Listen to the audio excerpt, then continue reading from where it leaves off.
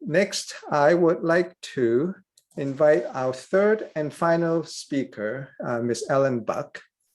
As the Vice President of the Oncor Electric Delivery Business and Operation Service Organization, Ellen oversees planning for capital investment for the Oncor system, supply chain including sourcing, materials management, facilities management, and supplier diversity initiatives.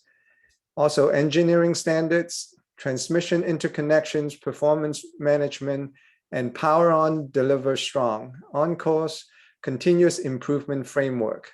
She's also the sponsor of Oncor's engineering recruiting program. Ellen holds a Bachelor of Science degree in Industrial Engineering from Georgia Tech and an MBA with a concentration in entrepreneurship and strategy from SMU. She's a registered professional engineer in the state of Texas and currently serves on the board of directors of the YMCA of Metropolitan Fort Worth and the CIE/USA DFW chapter. Ellen, welcome, and please go ahead and share your screen. And again, quick reminder for our audience to use the Q&A button if you have questions.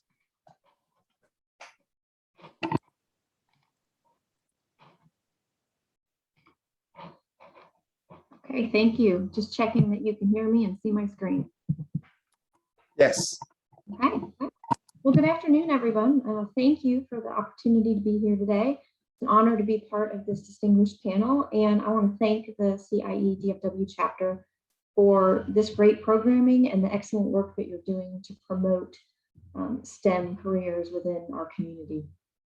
So at the risk of being a bit redundant going third today, I will tell you that I think you're going to hear some consistent themes in my message today, but maybe I'll appreciate the opportunity to reinforce what my colleagues have shared with you.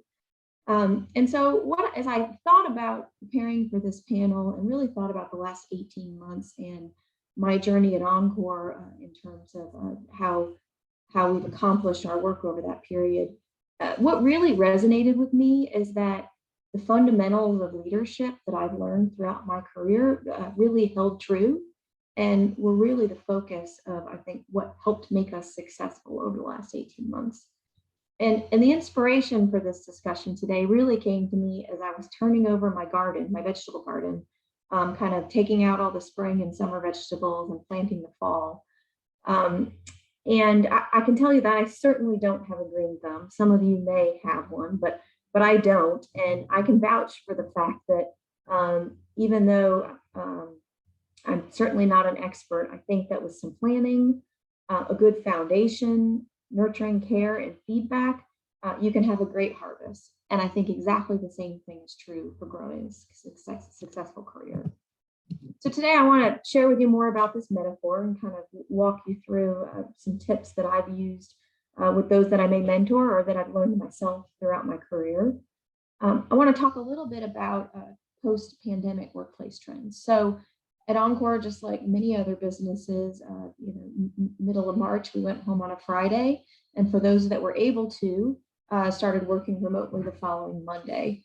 And so we went from a workplace where we were highly collaborative, cross-functional team in person every day, to one where about a third of our workforce was working fully remotely, yet 2/3 that was still needed to perform the critical task of maintaining our electric infrastructure was still working in the field and trying to manage through the tools and processes to make that successful. And in some ways, I want to share with you what we learned and how we adapted over the last 18 months and what I think is going to stick going forward. And then we'll wrap up and I'll give you some key takeaways. So let's talk about the garden. So starting with the foundation, preparation is key. And it really takes knowledge of how to plant for your climate, what nutrients your soil may need, and what you want to grow and accomplish. And I think the same is absolutely true in preparing for your career. Foundation is having education in your trade, and it includes both a technical foundation, but also communication. How do you communicate written, verbally, having good business acumen, being able to work across multiple people, multiple generations, very diverse backgrounds, geographic differences. And just like planning to lay out your garden, you have to plan for your career. And so it's important that you have a development plan that includes those short and long-term goals with specific actionable steps to achieve them, and also a clear understanding of what resources are needed to get there. Next, you sow the seeds, right? And so in your career, this is launching off. It's emerging into a role and gaining new experiences, taking advantage of opportunities to learn new things and experience and grow and develop. And one thing I'll say that I think is absolutely critical is the notion of growing where you're planted. So while I think it may be our tendency, especially for high achiever, to be looking for that next opportunity, I can absolutely attest to the fact that I think where I gained the reputation and the foundation that helped serve me best as I grew in my career was whenever I was in the role that I was in. It was about being the best that I could be in that role. Every day is a job interview, and really gaining depth and frankly showing myself by performing in the role that I was in. The other thing I'll say is I feel strongly that depth is as important as breadth. So I think it's important to be well-rounded and to have a good understanding of the various functions and areas of your business. But at the same time, I think you have to have depth someplace in your trade. You kind of hear a jack of all trades, master of none paradigm, and I think that's important to think about. And for me, that was really being a project engineer very early in my career and gaining some depth in a specific aspect of design for our industry. And I think that's done two things for me as I've grown to lead much bigger organizations. One is it helps me give me credibility across the organization as somebody who's taken the time to develop depth and understand an area of our business and who has the capability to do so. And the other thing is it provides me a reference point. It really taught me how to problem solve and think. So I lead organizations today that frankly, I don't have the technical capability or skill sets to perform the detailed job functions in. But the depth that I gained very early in my engineering career helps me relate to those processes, helps me ask good questions, helps me understand where risks may exist and how to break down barriers for the teams that I work with. And so I think that depth is absolutely foundational. The next area is really in nurturing. So you can't just plant the seeds and walk away from the garden. It takes feeding and care, and the same is for your career. So the first is building and fostering relationships across your organization, across your industry, both within your company and outside. You just simply don't know when you're going to need them. And it's important to have those relationships when you have to call upon others. And a good way to do that is by volunteering for cross-functional teams and opportunities. And the other thing I'll say is you've got to be really deliberate and intentional about this. So the old saying that kind of urgent always trumps important. The next project deadline, the next crisis on whatever you may be working on is always going to trump the time that you take to reach out and develop a relationship with someone across the organization. And so I just encourage you to make the time to do that and make that an important task for you. The other thing is tell other people what your goals and objectives are. Oftentimes I tell folks that if I don't know you have a goal or an objective or an interest in a particular area, as I may be thinking about an opportunity in that area, I may not consider you as a potential candidate just because I never knew you had an interest. And so it's really important to share those goals and objectives and to ask people to help you achieve them. And then the last area is to really seek out both mentors and sponsors. So one, you need a diverse set of mentors, people that necessarily don't think like you and have different experiences than you so that you can learn from them. And you also need those sponsors, those people who are going to advocate for you when you're not in the room. Okay, so next, assess, right? So how are things going in that garden? Are the leaves green and lush, or maybe there's some brown spots and insect damage? And so same for your career. Pick up your development plan periodically and assess how you're doing against that plan. How are you doing against those goals that you established for yourself? And then ask for feedback. establish a group of trusted advisors in your circle and your organization, outside your organization, who are going to provide you feedback when you ask for it. And keep asking until you get it. I think that just culturally, at a lot of organizations, we're very nice, and sometimes we don't give direct objective feedback. And so, one, you got to figure out who those folks are that will give you that feedback. You got to continue to ask for it. And sometimes you got to read between the lines and really figure out what's not being said that's going to inform your opportunities for improvement. Next is to pivot. So make adjustments based on that feedback from your environment. Do you need more or less water, more or less sunlight? What did or didn't work in the past that you can apply now and use this to inform how you adjust and adapt? Same thing for your career. Learn from your experiences and make adjustments. The other panelists have said this, there is nothing constant but change in the environment that we live in today. Get comfortable with it. And in fact, I would tell you that if you're ever feeling comfortable, you're probably at a place where you're not growing and developing and stretching and challenging yourself in a way that you should be. And so I would challenge you to really find ways to stretch yourself and be uncomfortable and be used to that feeling. The other thing I would say is be nimble. Look for opportunities to gain efficiencies, to innovate, to improve processes in your organization. This is how you add value to the organization. The person that I want in my foxhole is the one that's going to dig in and take the time to learn what the issue is, who's going to come forward with innovative solutions, and who's going to help me execute so that we can come up with the best solution for the organization. And then the last thing is reap the harvest. Enjoy the prettier labor, but not for too long, because summer's over and fall's coming and you've got to turn the crops for fall.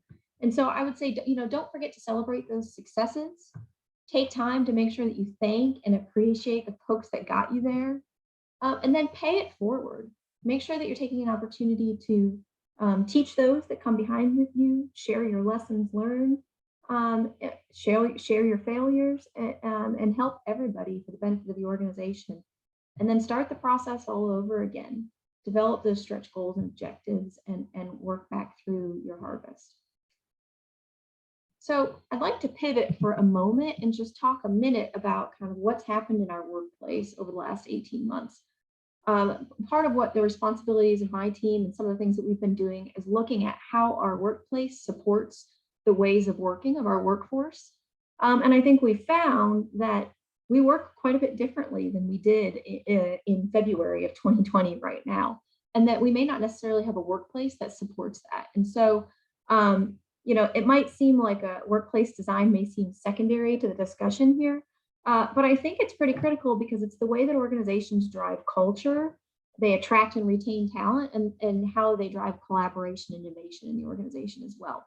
So I want to just take a minute and talk about kind of what the workplace of the future may look like, and then how that will inform some of the ways that we work and tips for success going forward. So I would say that, frankly, up until about 18 months ago, our office spaces were very much traditionally sort of brick and mortar. And you can see the evolution of those spaces over time. In fact, if you go into an office today, you can generally tell when it was renovated based on how the workspace is set up. But in 2020, we certainly experienced a disruption. We had a much greater integration of remote work tools and virtual collaboration. We had a greater geographic disbursement in the ways that we collaborated, where prior it was virtual collaboration. Prior, we may have been doing much more in person. We probably saw a change in our work-life balance, maybe some for the positive, maybe some not. I think one thing that the other panelists have spoken to is, if you're working from home, are you always on? Is there any separation between home and work at that point? And then the other thing is flexibility. And I think there's some question there too about kind of what that looks like going forward from a balance perspective. So I want to share with you some research from JLL, a study that they did kind of about 6 months into the pandemic in July of 2020.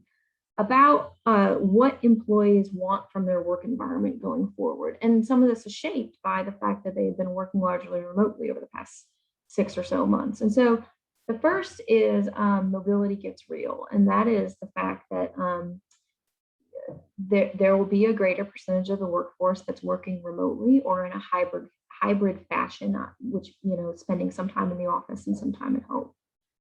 The second is around workplace awareness and flexibility. And employees need the ability to seamlessly transition between work and home, and flexibility, in terms of where and when to work. The third is around mental well-being and the fact that our workspace needs to support the mental health of our workers, both from a work-life balance perspective and really a workspace that supports more green space, exercise facilities that's open and inviting. The fourth area is offices for community. So one of the things that I felt over the last 18 months, and my colleagues have as well, is just really missing that human interaction and socializing with our colleagues. And what we found is that the physical workspace is where that happens. And so we've got to create opportunities to be able to do that virtually. And if folks are going to come into the office, really making sure that we're fostering that development of relationship and that opportunity to be part of that community. And then the last area is new kind of collaboration. We've already spoken to this, but it's really the need to be able to include everyone and be highly collaborative, whether or not you're in a hybrid, remote, or in an office environment. And so what we've seen emerge really is a new worker type, which is the hybrid worker, which is somebody who varies between team and focus tasks, digital and in-person collaboration, and who moves easily between office and home.